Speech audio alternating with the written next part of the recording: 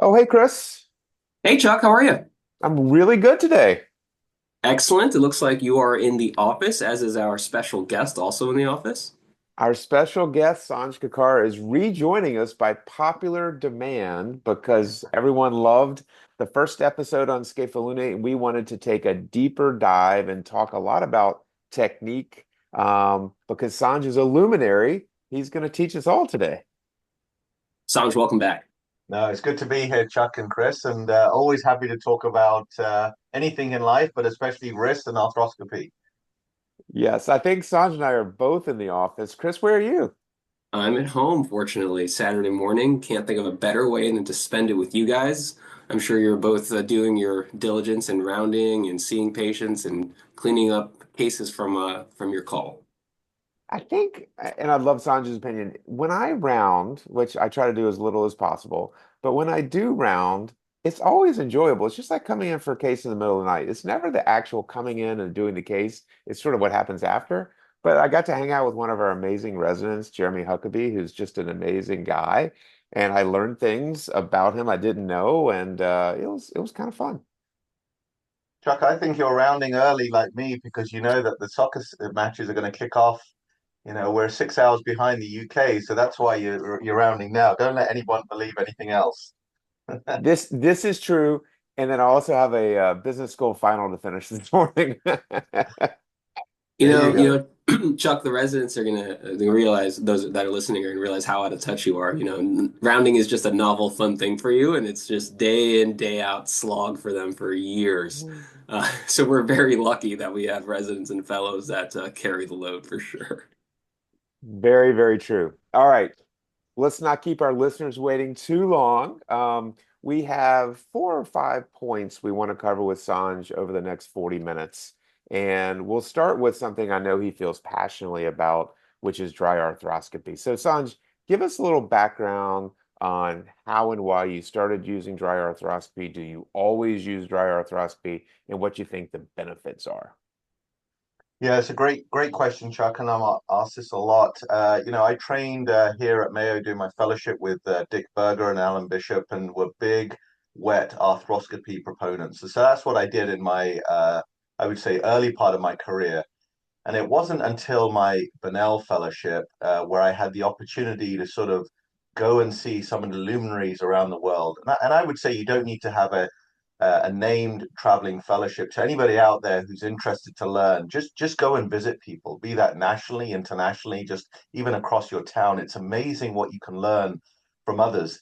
And it struck me that there were so many people doing dry arthroscopy, and this was like a real big sort of light bulb going off. And I remember Paco del Penal at the Hand Society once talking about dry arthroscopy with distal radius fractures, and just talking to him about his sort of experience with this.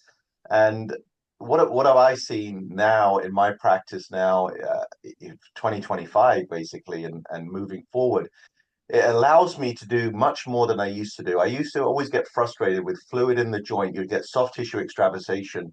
And as you know, Chuck and Chris, anytime you're doing arthroscopy, sometimes it's more sort of arthroscopic assisted. So you're making incisions. So it's harder to find your soft tissue planes with all the soft tissue fluid. And then also, I was worried about distal radius fractures, for example, in compartment syndrome.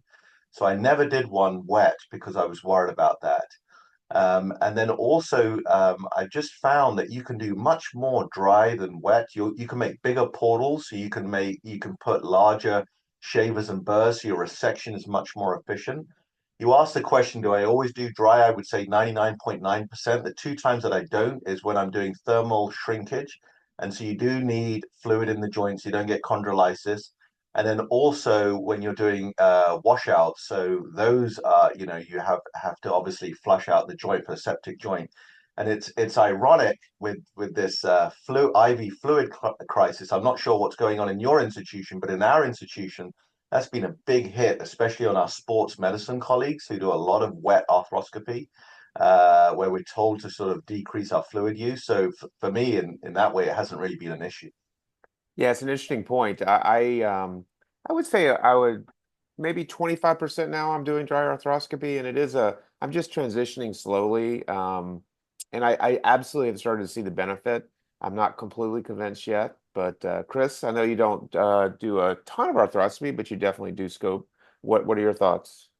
I haven't I haven't tried it yet, and actually was going to ask you a question is why for you, Chuck, what are the cases in which you've started to do it and what's your rationale so that people who are like me, kind of a general hand surgeon in that regard of doing scopes when I feel that they're appropriate and kind of know my sweet spot on what I can do and what I can't do.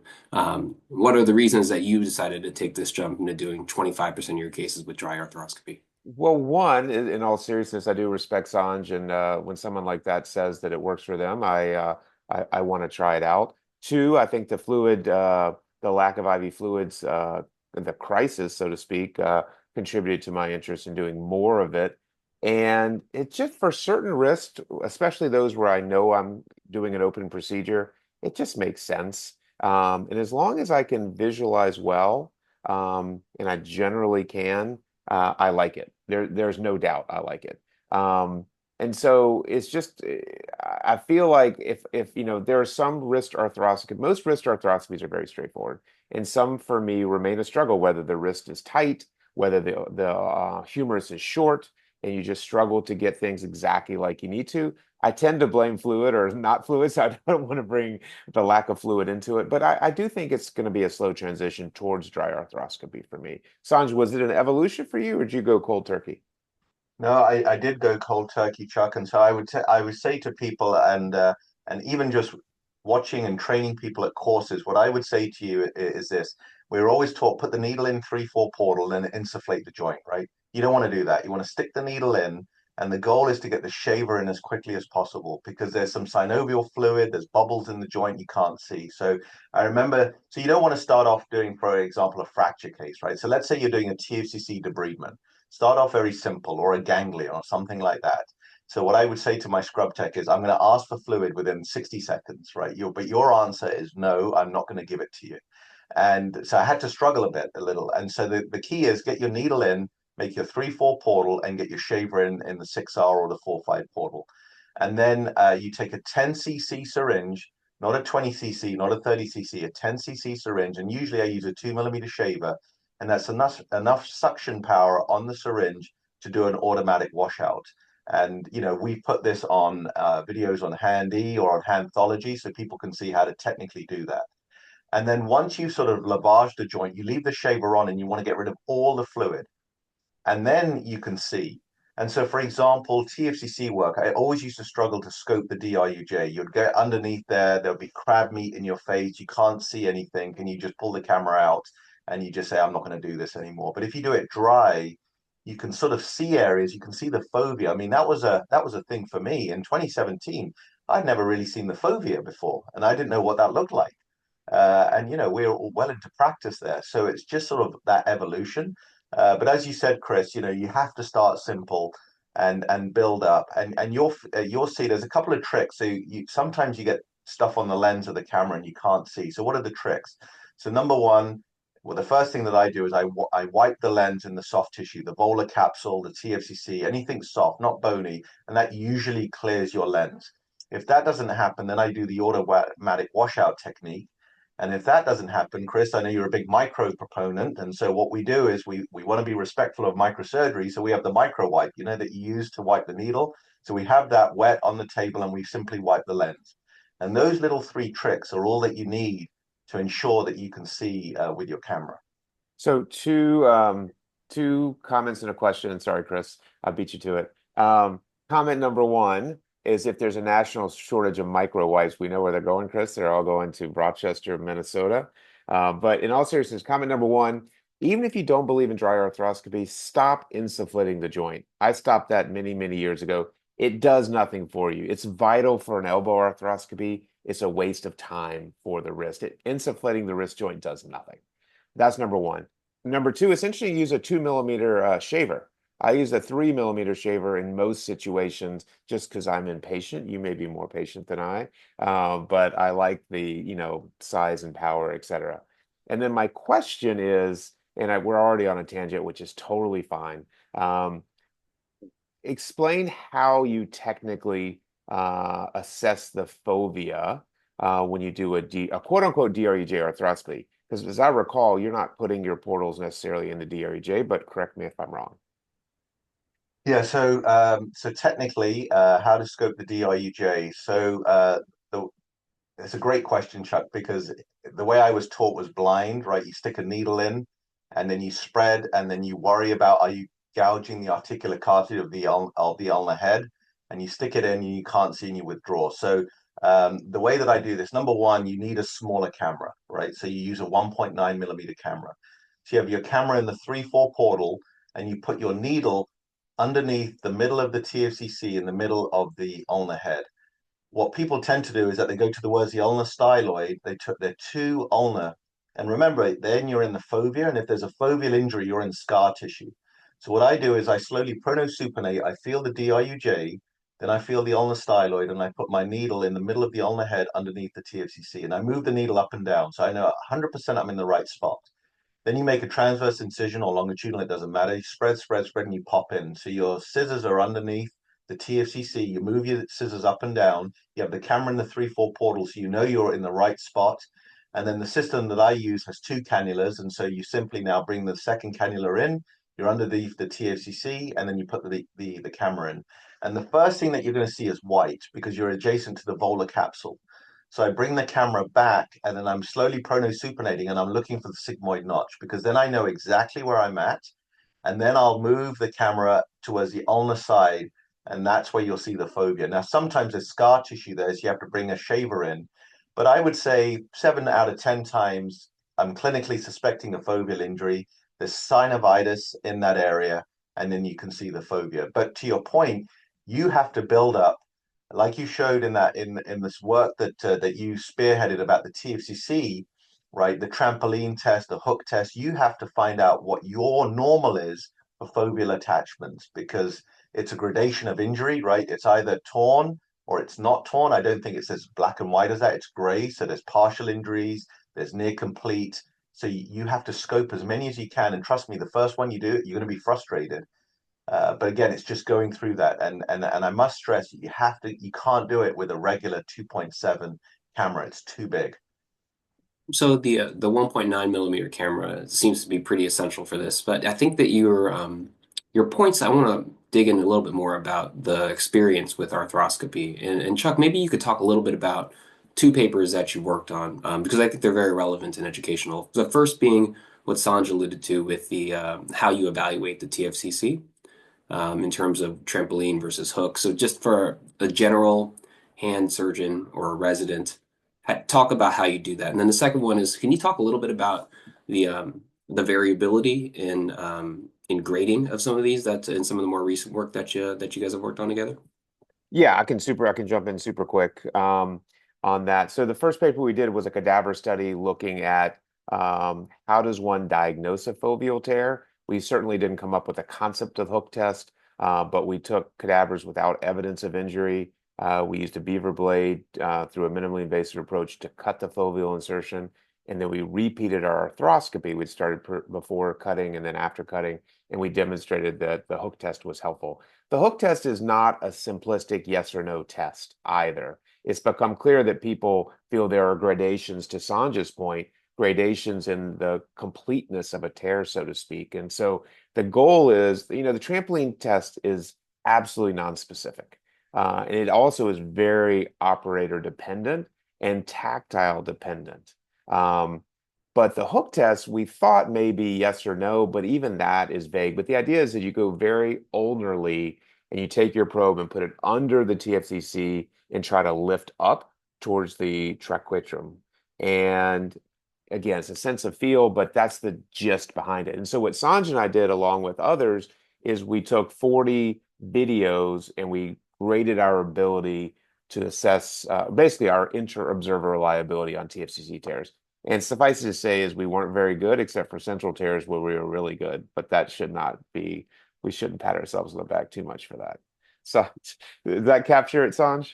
Yeah, yeah, absolutely. So for me, Chris, when I'm scoping a wrist and I'm worried about the TFCC, I do 4 tests. So I do the trampoline test, I do the hook test, I do the suction test, where you basically have the suction on, shaver in, sorry. You lift it off the TFCC and you turn the suction on and off, and you see if that lifts up or down.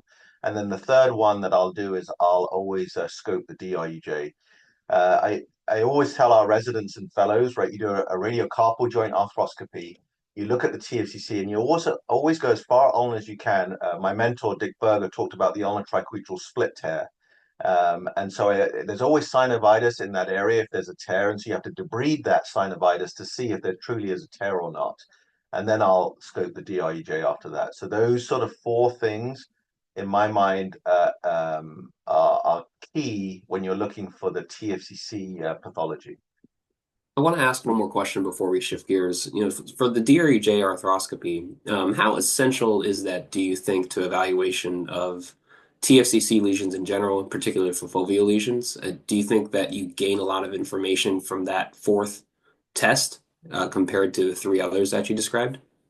So I'll give you a study here, right? So you and that's what I credit you and a lot of our friends in hand surgery is that we study our outcomes and how our patients are doing. So we published a study, I think it was on 24 patients, and all of them had foveal injuries proved on arthroscopy, and MRI was only accurate in one third of those patients.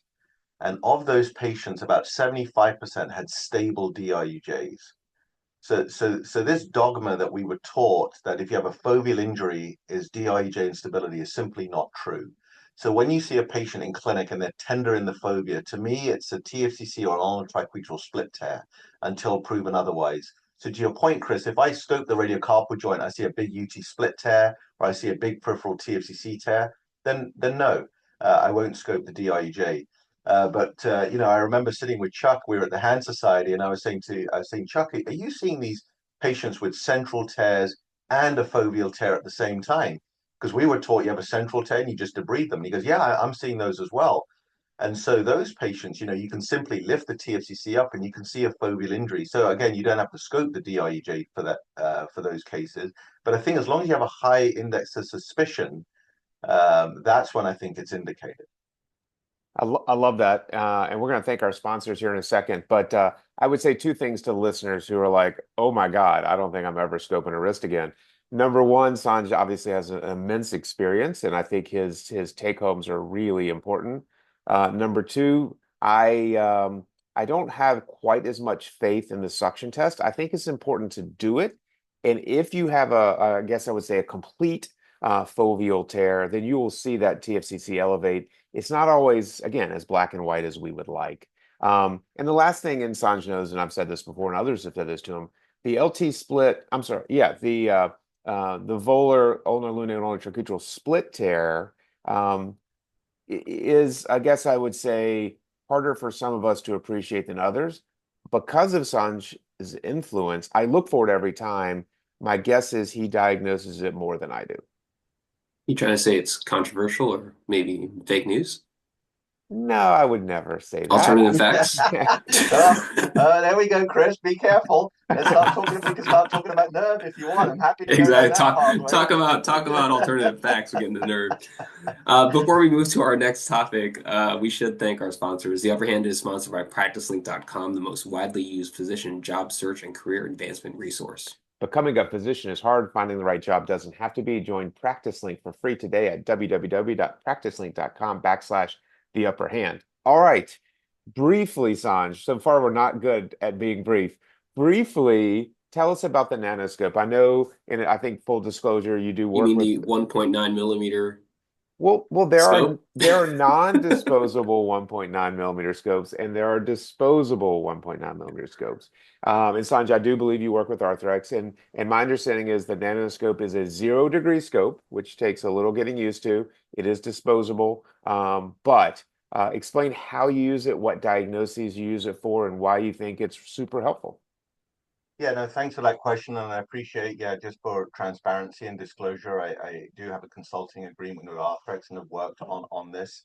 What I would say to you with the nanoscope, and Chris, as you mentioned, there are traditional 1.9 millimeter scopes out there as well. So what the big sort of aha moment for me with the nanoscope was the degree of flexibility. The typical 1.9 millimeter scopes are very short and rigid, and they're fragile. And I remember on the shelf, we would ask for one and they would always be broken or in the repair shop. And so the beauty of the 1.9 millimeter nanoscope is that it's flexible. So it allows you to get into spaces where we would struggle with at first. So for example, the DRUJ we've talked about, the MCP joint. I'd never scoped the MCP joint, the STT, the CMC. It's allowed me to get into those smaller joints relatively atraumatically. You're right, it's a 0-degree lens. So typically we're used to a 30-degree lens. So they do make a trocar, which has a degree of bend to give you that sort of flexibility if you want. But for me, it's not just about the nanoscope, Chuck and Chris. It's about what that has given me in terms of arthroscopy. So my acronym for arthroscopy is FIRST. When I think of FIRST, I think of those indications for arthroscopy. Fractures, we talked a little bit. Fusions, for example, you have a lunate cyst. How do you get into that lunate cyst in an arthroscopic way? You can do that going through the membranous portion of the LT or the SL and debride that and bone graft that. I think of fusions. I think of instabilities, TFCC we've talked about. I think of R being repair or reconstruction, scapholunate. That has been a big game changer for me, and we've talked about that previously about scapholunate instability and repairs. The other S, as I mentioned, is small joint arthroscopy. Yesterday we had a Bennett's fracture, and you know those Bennett fractures, you have those small little fragments, and you think you sort of get it on K-wire, you're taking multiple fluoroscopic views, and yesterday we had one that was fragmented and I just couldn't get it in a closed manner. But with arthroscopy, it allowed me to get in there, debride the hematoma and get that reduction. And the T in first is tunnel. So carpal tunnel, cubital tunnel, exercise-induced compartment syndrome. These patients are usually young, bilateral, and traditional big forearm fasciotomies are kind of unsightly. But with arthroscopy, and it doesn't need to just be the nanoscope, it could be with any camera, it allows you to do these sort of procedures in a more minimally invasive way.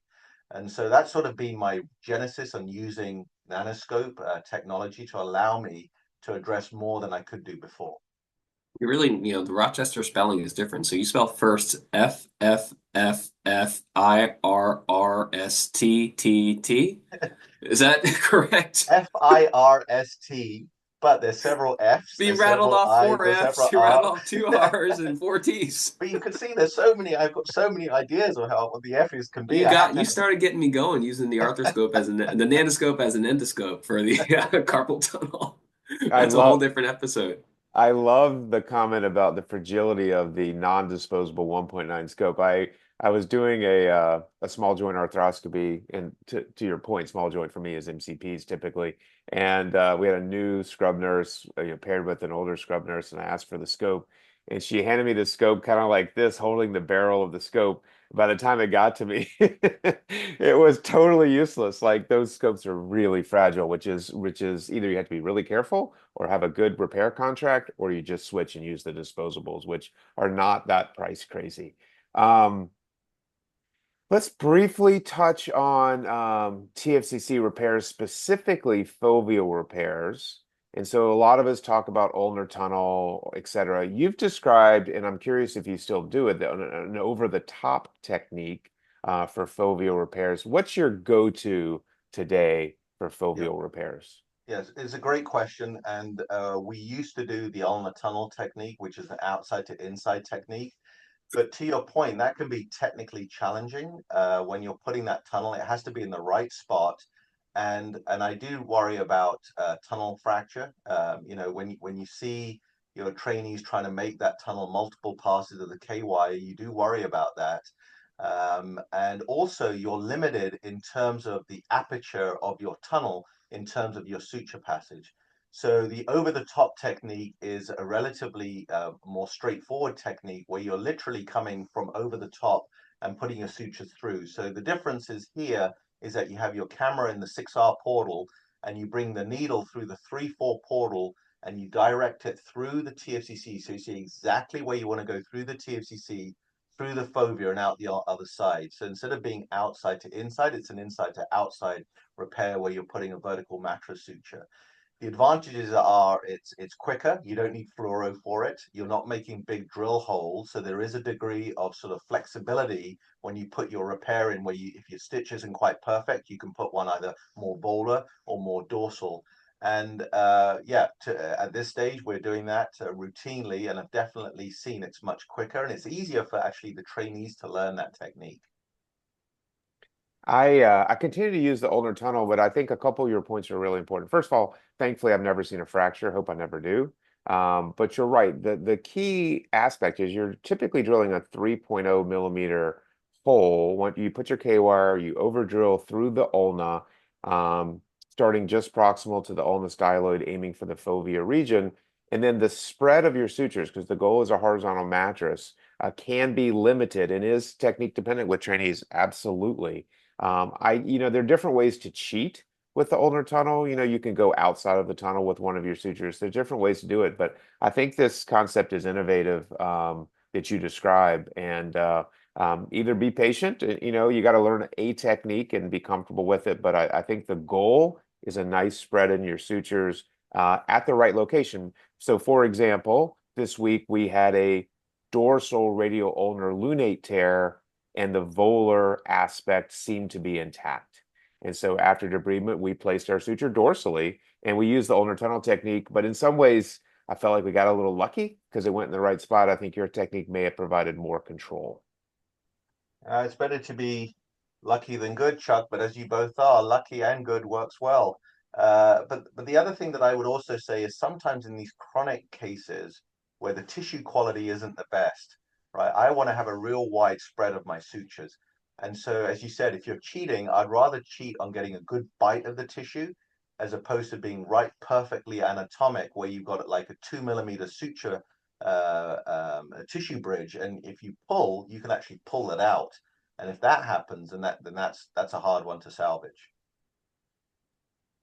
Um, what percentage, and you and I have talked offline about this, I think it's important for the listeners to understand this because I think we see eye to eye on this. What percentage of your TFCC repairs are superficial peripheral tears rather than involving the fovea? So traditionally, if you read the textbooks, you'll read about either some type of soft tissue suture anchor, TFCC to capsule, or you'll read about using the ECU subsheath in an outside in way to repair the 2C. What percent of your repairs are those types versus a foveal repair? Yeah, I would say so. We have great classifications in our literature, and we were taught the Palmer classification, but there's the Atsi-Luchetti classification, which has really sort of opened my eyes to what we call this type 3 tear, which is where you pop the camera in the radiocarpal joint, and the TFCC looks relatively pristine. But the problem is like the iceberg concept. The problem is underneath the top, it's in the fovea, and this is called that Atsi-Luchetti type 3 injury, where the injury is in the foveal region. Now, as I mentioned, it doesn't have to be a gross disruption. There's no DIJ instability, but you get in there and there's partial fraying, there's partial tear, there's some synovitis. Now, what's normal, what's abnormal, as you've shown from your studies, Chuck, there's a high degree of subjectivity in that call. But I would say now I'm doing far more foveal repairs than typical traditional peripheral tears. And we talked a lot of our colleagues around the country, and they're still doing a lot of peripheral tears. But for me, I would say it's probably, I would say, I don't know, 80% foveal, I would say. It's pretty high. And if I'm doing a peripheral, it's more that ulnar UT split tear that I'm seeing as opposed to the typical peripheral tear. For Love a it. uh, for a non-subspecialist in this area, can you just use a foveal repair technique for everything? Well, Uh, yeah, yeah. Cost aside, I, of course. no, I think you can, but there is also morbidity, right? If you are drilling holes in bones, it just takes one a mishap, a fracture or something. I wouldn't advocate just go ahead and do a bone tunnel for everything. That's like saying do an ulnar shortening osteotomy for every side of the ulnar side of wrist pain. So I think you have to have a degree of objectivity of when you're using that. But it's a good question. I think this is important, and I think there will be people who disagree with this, but I'm going to say it relatively strongly because that's how I feel about it today. It might change. Number one, if you have a split tear, you have to address it, as Sanj has said. The vast majority of what I do include foveal repairs. What I almost never do now, almost never, and I don't remember the last time I did, was the what I would call the dorsal ulnar peripheral tear, and that is the ECU subsheath tear. 20 years ago, a private practice hand surgeon in St. Louis came to the Shriners, and we used to talk. And he had, at that point had a busy arthroscopy survey. He said, "Look, I never repair this." I'm like, "What are you talking about? I always repair this. ECU subteeth technique is fantastic." He's like, "What are you really doing? There's no instability. There may be some pain. If you debride that, it'll heal." It took me 20 years to figure it out, but I think he's right. And I just don't do that repair almost ever anymore. Yeah, it's funny you say that about the UT split tears. In my mind, I always fix them. That's, as my mentor showed me how to do it, and so I always fix them. But I do know, in my mind, I do think to myself, well, what happens if you simply debride them and you immobilize them? Do they heal? And so that's a thought that goes through my mind about that. And some people I think do. They just debride them and they immobilize Yeah, just to be clear, I'm not talking about that tear. I'm them. talking about, Correct. okay, okay. I just want to be clear. Yeah. Yeah, I wasn't questioning that, even though Yeah. I think it's a fair point, but I wasn't questioning that. Yeah. So before we shift to our final topic, we did want to acknowledge our sponsors at Checkpoint Surgical. So mark your calendars for March 7th and 8th for Checkpoint Surgical's next cadaveric course, Restoring Hand and Wrist Function, Optimizing Surgical Results, and Avoiding Complications. Join the course faculty, Dr. Kyle Chepla, Dr. Amber Lease, and Dr. Deanna Mercer in Las Vegas, Nevada, as they review management strategies to assess, preserve, and restore hand and wrist function. Chris gets excited when we talk anything nerve. So he read like 90% of the copy for that. And so I get to close out with, to learn more about this and other educational programs, please visit nervemaster.com, Checkpoint Surgical, driving innovation in nerve surgery. I'm so happy that you got through. I mean, you probably take those ad copy courses, right? Those at the podcast studios to get Yeah, to really deliver that last line, you know? I'm working on the voice. I need to be a little more deep probably to be most Checkpoint effective. Surgical. All right, Sanj. We have a few minutes left. We are grateful for your time. We don't want to monopolize it. So let's talk SL tears. I'm going to start with a simple question. Not so simple. When do you open to address a scapholunate ligament injury? And when do you, and let's not get into the specifics yet, and when do you think about an arthroscopic approach? Yeah. So very, very quickly, when I see a patient who's tender over the SL, right, and the X-rays are equivocal, as well as the MRI, and just very quickly, when you're looking at the scans, I always look at the alignment of the scaphoid on the sagittal view, the lunate alignment on the coronal view, and the axial view to see if it's a dorsal or volar or through and through injury. What I'll say to them is, I'm going to scope you, and we're going to go down the pathway of three ways. If it's arthritic, then we have to go down the arthritis pathway. Now, that may be injections, that may be a partial denervation. What do you want to do? If you are grossly unstable and I cannot get you arthroscopically, then we're coming back and doing a stage reconstruction. And in my hands, that's an SL360. But I can honestly say in the last 3 years, I've been able to always get the reduction with arthroscopic means. And I think there are five sort of ligaments that we have to think about. We have to think about the DCSS. We have to think about the dorsal SL. We have to think about the volar SL. We have to think about the long radiolunate ligament. And we have to think about the insertion of the DIC ligament on the lunate. Those are the five ligaments that you can address arthroscopically. The one that you can't is the STT ligament, and a repair has been described by Nick Smith in Sydney, in Australia, where it's a small mini open incision to do those. Now, if I can get the reduction with sutures being passed through that way, plus or minus K wires, then that's what we're doing. And I have found that to be a very reproducible method to do it. The morbidity of doing those is relatively minimal. You're not making big drill holes in the carpus. And we've all done SL reconstructions where you've had a great reconstruction, the patient's doing well, you come back and they have a big X-ray gap. But they're doing well. And I think with arthroscopy, you're stabilizing the carpus. You may not get rid of the gap completely, but they're stable and they're mobile. They're not stuck in terms of scar tissue. And so that's sort of my algorithm for addressing the SL with the scope. I love that. This is a lot, and obviously we're not gonna, all our listeners and likely Chris or I are not gonna master this in the next few minutes, but what's the most common arthroscopic procedure you do for SL? And obviously it has to be customized to the patient and the situation, but what's the most common procedure you do? Yeah, so I did one just yesterday. Patient came in and was tender through and through. So I scoped them, and the volar SL was off as well as the dorsal. And I put the volar SL capsulodesis suture, pulled it down, reduced the volar side, and the dorsal side became more stable, and we were done. So I would say the volar side is where I'm going first, but I won't hesitate to do the others. But to your point, that's what I'm doing most often. That's so interesting. And let's say you have an MRI that's equivocal. Do you have physical exam? Do you have a feeling about physical exam techniques to identify volar pathology? In other words, is there a point tender area? Again, can you talk about that? Yeah, so what I do is I'll palpate first over the FCR to make sure it's not FCR tendonitis. I'll then put my finger on the FCR and pull it only and go deep to that. Now, essentially, there's three issues there. There's either an occult volar ganglion, there's either an extrinsic injury, maybe radiuscapular capitate or long radiolunate ligament, or if you're pushing really deep, it's the volar SL. But the extrinsic ligaments, RSC, long radiolunate ligament, volar SL, even occult ganglion, you're either seeing, well, occult ganglion you'll see on the MRI. The other three you may not. And so those are the ones that you'll pop the camera in. And as I said yesterday, we popped it in, and there was a partial avulsion of the long radiolunate ligament off the distal radius proximally. And this is great. And I think to listeners, this is not something you're typically going to learn on your hand rotation unless someone's really focused. I think that point tender area is underappreciated, and I love how you stated that. So in the case you did yesterday, you did the volar capsulodesis.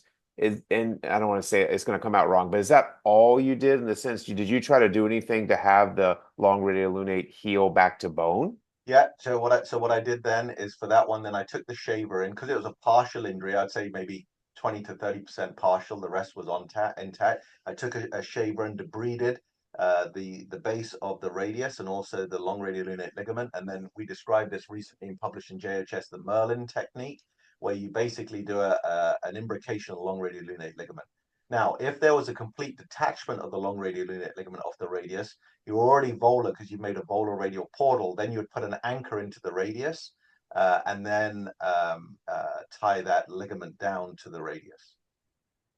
Let's step back for 1 second. If you have an MRI identified membranous tear, and for those who don't know the terminology specifically, that's not dorsal, that's not volar, it's sort of the proximal aspect of the C. MRI looks like it's membranous. You do your arthroscopy for a patient with radial-sided pain.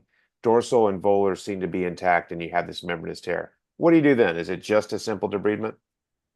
Yeah, I'm not fixing that. But truth be told, Chuck, if I'm seeing a membranous tear, I mean, I'll debride it, but in my sort of gut instinct, I'm thinking, am I really addressing the problem here?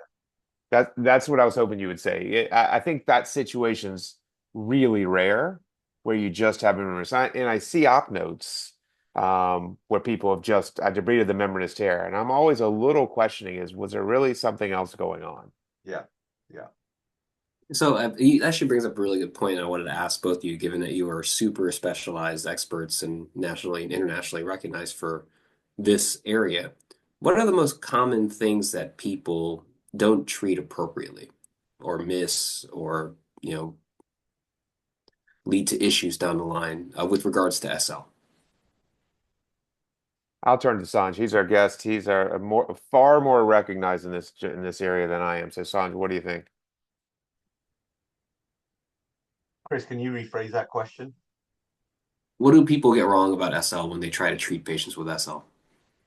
I think honestly, it's the diagnosis, right? I think it's we were taught if the X-rays are normal, get a stress view, and if the stress views are normal, there's not an SL problem, right? There's a lot of patients who have high-grade instability. We published a series on this on patients with normal X-rays, both at rest and stressed views, and 40% had high-grade Geisler 3 or 4 instability. So I think that's the first one. I think getting the diagnosis correct. I think the second thing is coming in with a hammer as one treatment suits all. And so, when we were residents and fellows, it was the 3 ligament tenodesis, right? And that was the one that was being done essentially for most SLs. Now, I'm not knocking that operation, but my point is It may be a volar injury, it may be a dorsal injury, it may be through and through. There may be extrinsic ligament injuries as well. So you can't just have one approach to addressing the SL. So I would say those are the two biggest sort of areas that I think hopefully that we can address for people, that you can't think of it as a like an action potential. It's not all or nothing, Chris. So there you are. We got nerve in there for you, right? It has to be more of a rainbow approach in how to address this. I would close by offering this. When I was a resident, we were, and Chris, you were in grade school, we were essentially witnessing a transformation from open rotator cuff repairs to mini open rotator cuff repairs to all arthroscopic repairs. And that happened over a period of, I don't know how many years, 6, 8, 10 years. And I would say we're in the midst of that for SL. And Sanj is leading the way, certainly amongst Americans. I think we may be behind some of our international colleagues. But I think in 10 years from now, the landscape is going to look very different on how we approach these. And we have to do a lot of things. We have to communicate better on what we're doing to treat these arthroscopically. We have to really simplify techniques, and industry needs to partner with us to assist in that. And then we need to popularize these techniques, because I do agree there has been one big hammer, and I have been guilty, one big hammer to treat these injuries, and it needs to be much more refined than that. Thank you, 100%. both of you. Yeah, that was fantastic. I've learned a lot on this episode, and I think it's a really nice way to set the stage for the young folks who want to take this charge and lead us forward. So, Sanj, always super fun to have you on. I'm sure we'll get listener feedback that we want to have you on again. So, thank you for becoming our recurring guest for arthroscopy and wrist pain. Always a pleasure, Chuck and Chris. It's good to see you, and I love spending this time with you, and happy to come back and talk more about wrist and arthroscopy. Awesome. Thank you so much.